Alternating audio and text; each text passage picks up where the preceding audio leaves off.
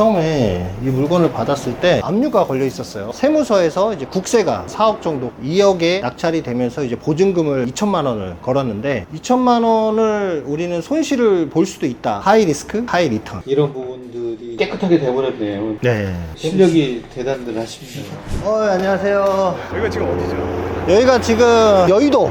네, 여의도. 풀 때문에 안 보이는데 앞에가 이제 한강이거든요. 한강. 제가 요번에 소유한 이제 건물이 저거.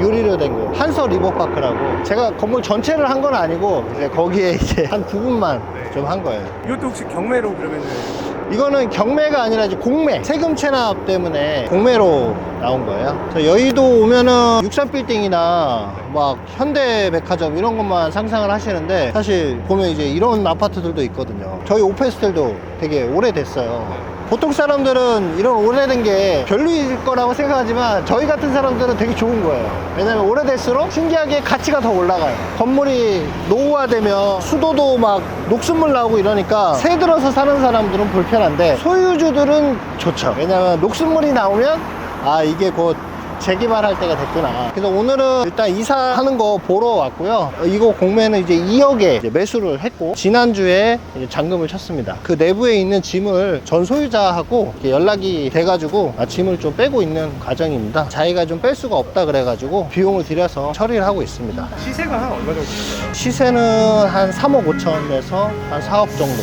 한강이 보이느냐 안 보이느냐에 따라서 조금 차이는 있는데 저희는 이제 완전 전면이 다 보이지는 않고 부분 보이고 있습니다. 뷰도 중요하지만 입지가 중요한 것 같아요. 이 공매 준비하시면서 뭔가 힘든 부분이나 뭐 힘든 부분은 이제 솔직히 자금이죠. 경매는 경락자금 대출이 있어가지고 사실 대출이 좀 잘 나오거든요. 근데 공매는 일반 매매하고 똑같아가지고 돈이죠.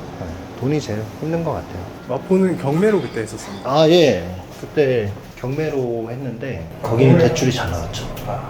처음에 이 물건을 받았을 때 압류가 걸려 있었어요. 압류가 3개나 걸려 있었는데 하나는 영등포 세무서에서 이제 국세가 4억 정도 걸려 있었고요. 영등포 시청에서 이제 재산세 이게 또 한 4천만 원 걸려 있었어요. 우리가 경매는 이런 게 다 말소가 돼서 사실 신경 쓸 게 없는데 공매는 일반 매매라서 이런 압류나 재산세, 가압류 이런 것도 깨끗해지지 않는 거예요. 등기부등본이. 그래서 사실 저희도 좀 운이 좋았어요. 반신반의로 해서 압류하고 재산세 이렇게 푸는 과정들이 순탄치는 않았는데 저희도 사실 모험을 걸긴 했습니다. 이게 쉽지 않은 거고 2억에 낙찰이 되면서 이제 보증금을 2천만 원을 걸었는데 2천만 원을 우리는 손실을 볼 수도 있다. 대신 벌면은 1억에서 1억 5천을 번다 라고 생각하고 그냥 들어간 겁니다. 그러니까 하이 리스크, 하이 리턴. 사실 복불복인 것 같아요. 그리고 이제 제가 압류를 풀 수 있냐 없냐는 서류만 봐서는 알 수가 없어요. 내가 그 압류를 건 세무서와 시청이나 이런 데 가서 구청이나 이런 데 가서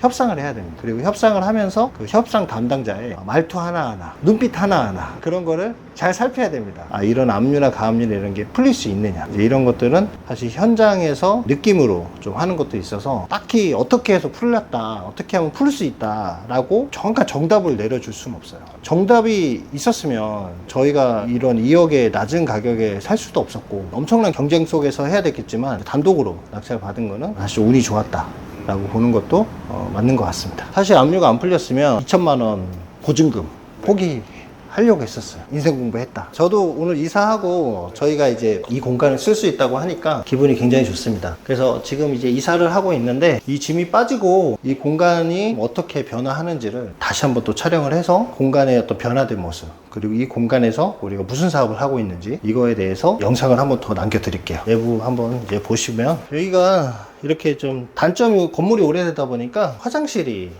있어요. 그래서 요즘 오피스텔은 이런 게 없죠. 다 이제 바깥에 공용으로 화장실을 쓰고 냉난방기는 이제 옛날에 중앙이었는데 지금은 이제 개별로 다 바꿔주셨어요. 평수는 지금 실평이 한 11평에서 15평 정도 되는 것 같아요. 이제 보시면 그래도 저렇게 이제 한강이 좀 보입니다. 저희 사무실에서 보는 한강뷰. 건물이 크진 않지만 뭐 여의도에서 2억 원을 주고 이런 공간을 마련한다는 것 자체도 쉽지 않죠. 다음에 또 변모된 모습을 또 보여드리도록 하겠습니다. 아니 남자 4명이 왔는데 네. 이걸 못 옮긴다고 지금. 여보세요? 사진? 찍어서 보낼게. 금고는 도비를 불러야 된다고 하니까 도비를 부르면 굉장히 비싸요. 근데 저 금고가 그럴 만한 가치가 없어 보이긴 하는데 지금 어디 가고 계신가요? 지금 이제 관리사무소에 네. 오늘 이제 짐을 빼고 이제 우리가 쓰겠다라고 이제 얘기를 하려고 이제 관리사무소에 가서 입주자 카드도 쓰고 이제 주차 등록도 하고 아까 또 전기도 넣어달라 그랬거든요. 관리사무소에서 뭐 이런저런 얘기를 할 것 같아요. 네. 안녕하세요. 근데 올 때마다 얘가 욕심나. 저희는 이 정도가 안 보이니까. 여기하고 거기하고 실은 그것도 싸게 사신 거예요. 네. 3억 이하로는 살 수는 아예 꿈도 못 꾼다. 원래 압류가 4억 정도 붙어 있었어요. 네. 저희가 산 가격이 2억인데 보통 사람들은 안 들어오죠. 못 들어오죠. 너무 잘 하시는 것 같아가지고 그런 분야에 네. 그래서 보통의 경우는 잘 안 풀어줘요. 능력이 우리 저 굉장히도 좋으셔서 도와주셔가지고 제가 도와드린 건 없어요. 앞으로가 이제 제가 도와드릴 수 있어도 제가 좀 배울 점이 많네요. 이런 부분들이 이게 다 깨끗하게 돼버렸네요. 네. 실력이 대단들 하십니다. 산책할 수 있는 공간이 있어요. 저 건물 전체가 제 건 아니고 조그만 거 한 29평 정도. 원래 롯데리아 있는 건물이 그 동네에서 제일 좋은 건물이라는 얘기가 있는데 인테리어 하기 전에 찍어갔었거든요. 과연 얼마나 바뀌었을지. 낙찰받은 금액은 한 2억 8천 원 정도. 관리비하고 미납 관리비 그 인테리어 비용이 2천만 원 정도. 틀을 가져와서 이렇게 딱 붙이는 경우거든요. 여기 공간은 40만 원 4명이서 쓸 수가 있는 거예요. 여기는 이제 4명 5명이 좀 같이 써도 되지 않을까. 이자가 80만 원 정도. 관리비가 좀 비싸요. 한 월 40만 원 정도. 다 찼을 경우에 220에서 한 240만 원 정도 수익을 예상하고 있습니다. 두렵거나 무섭거나 하지는 무섭죠. 명도를 어떻게 해야 되는지, 과연 내가 강제로 문을 잠그고 이랬을 때 내가 법적인 거에 대한 책임을 질 수 있는가, 뭐 이런 부분도 되게 어려웠죠.